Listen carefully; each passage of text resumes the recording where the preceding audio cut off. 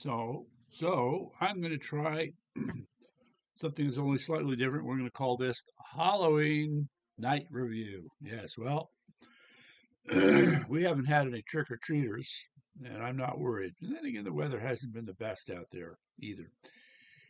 Anyway, while it's a news review, I'd like to start. I'm probably going to use up most of my time just talking about Venezuela. My friends have been carrying on, throwing these videos at me about how it's all about oil and stealing resources. And all of this is, um, well, superficial. So, the first thing I need to bring up if I'm going to talk to folks about Venezuela is the fact that Maduro did steal the election. Now, depending upon who you're talking to, you had anywhere from 60 to 80% of the population voting for Maduro's opponent, who has since been banished to Spain under threat of being jailed because he's Maduro's political opponent. So, since Maduro still had his hands on the levers of power in Venezuela, he unilaterally declared victory when in fact he was the loser. So, right off the bat, it's an illegitimate regime. And Biden basically did, well, next to nothing about it. I'd say the most interesting story I heard about Biden's attempts at dealing with Maduro came from, well, actually, there are two things. The first was a story claiming that an agent, I'm going to assume a CIA agent, had gotten close to the personal pilot for Maduro and had convinced him to kidnap Maduro by flying him to America. However, it turns out that the pilot apparently chickened out at the last minute. Well, that certainly makes for an interesting story, I must say. Meantime, the other side story here, which should not be ignored, not in my judgment at least, has been the pressure that Maduro was bringing to bear on the neighboring country of Guyana. Now, those who like to follow, all you Guyana fans out there, know that with the help of Exxon, uh, Guyana found in its offshore waters an extremely large oil deposit. And suddenly, Guyana will become a very rich country. Well, not to be outdone, Maduro said, hey, we have some territorial claims here that extend to those waters where you think that oil is yours. It's ours. So, no surprise, Maduro went through the process of building up a military threat. He did get a visit from our Department of Defense suggesting that all of this was a bad idea. Nonetheless, he's going to do whatever he was going to do, whatever he could to put pressure on that. So that's a sidebar, but it's an important sidebar. Meantime, if we've been following the recent news, we keep hearing about this buildup. President Trump keeps ratcheting it up, bringing more ships in, more drills. The most unusual being this, what do they call it, hot pit fueling. And apparently, only certain airports have the capability to do this. The idea is that a jet fighter lands, a bomber lands, needs to be refueled. Don't turn the engines off. It's still running while you're fueling it so that you can immediately get back into the air.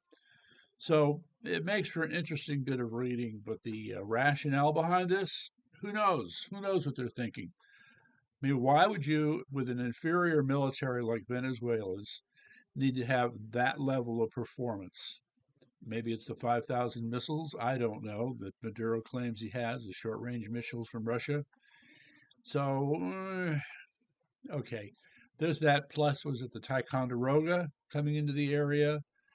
The Gettysburg coming into the area. These are significant military assets, just saying.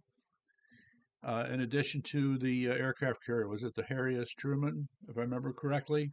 Okay, so all this stuff is setting the stage. And ladies and gentlemen, I have to bring it up again. All right, with all this bluster, with all this emotion that has been going on by the liberal press for what now? The last couple of weeks over what's happening. They need to remember something very simple. We have been operating in Venezuela for quite some time now. Thank you very much. Okay. As Dr. Sachs likes to point out, um, successive administrations have been trying to get regime change in the Venezuelan government, and they just have not been able to mount the kind of political opposition necessary to achieve that goal. And that I would take as a serious problem. However, to have our people, if you will, on the ground, and they've been there for years, all right, they know the lay of the land. They know how resources are arrayed with the Venezuelan government. So, what do you expect? What do you expect? All right.